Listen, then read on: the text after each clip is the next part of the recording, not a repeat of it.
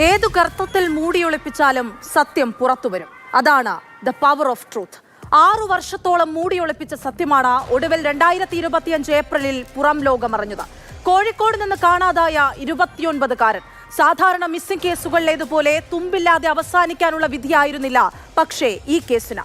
Professional മികവോടെ Kerala police അരയും തലയും മുറുക്കി രംഗത്തിറങ്ങിയതോടെ vigil തിരോധാന കേസിന് വഴിത്തിരിവുണ്ടായി.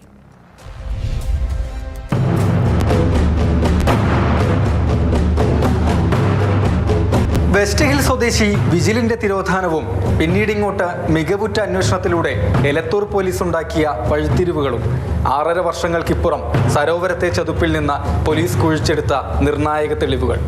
അന്വേഷണ സംഘത്തെ തേടി സംസ്ഥാന പോലീസ് മേധാവിയുടെ ബഹുമതിയും എത്തിയ കേസ്.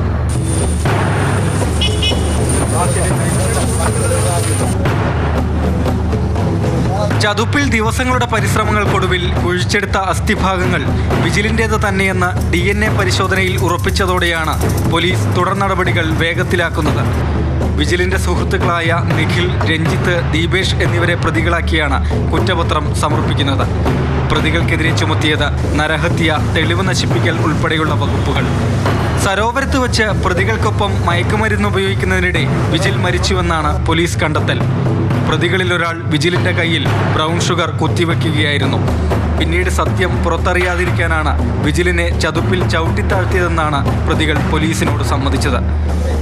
അസ്ഥിഭാഗങ്ങൾ കണ്ടെടുത്തത് 6.5 വർഷങ്ങൾക്കിപ്പുറമായതിനാൽ ലഹരി ഉപയോഗം ശാസ്ത്രീയമായി തെളിയിക്കാൻ കഴിഞ്ഞിട്ടില്ല. അതിനാൽ പ്രതികളുടെ കുറ്റസമ്മത മൊഴിയും ശേഖരിച്ച അനുബന്ധ തെളിവുകളും അടിസ്ഥാനമാക്കിയാണ് പോലീസ് കുറ്റപത്രം കോടതിയിൽ സമർപ്പിക്കുന്നത്. കേസ് അന്വേഷിച്ചത് എലത്തൂർ പോലീസാണെങ്കിലും കൃത്യം നടന്നത് സരോവരത്തായതിനാൽ കേസ് നടക്കാവ് പോലീസിന് കൈമാറിയിട്ടുണ്ട്.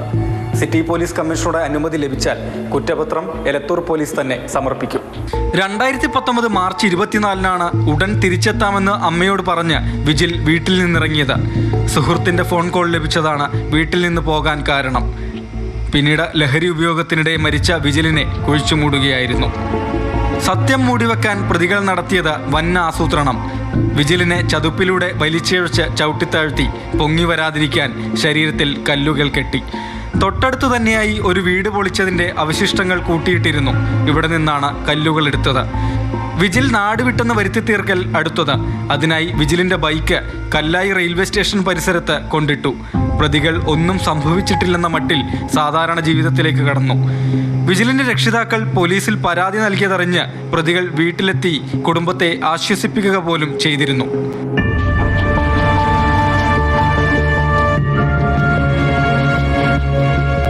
ഓരോ മിസ്സിംഗ് കേസും കൊലപാതക സാധ്യത മുൻനിർത്തി അന്വേഷിക്കണമെന്ന സിറ്റി പോലീസ് തീരുമാനത്തിന് പിന്നാലെയാണ് വിജിൽ തിരോധാന കേസിലെ അന്വേഷണത്തിന് വേഗത കൈവന്നത്.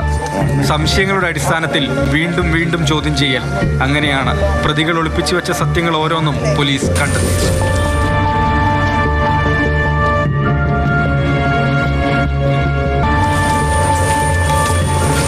മാതൃഭൂമി ന്യൂസ്, കോഴിക്കോട്.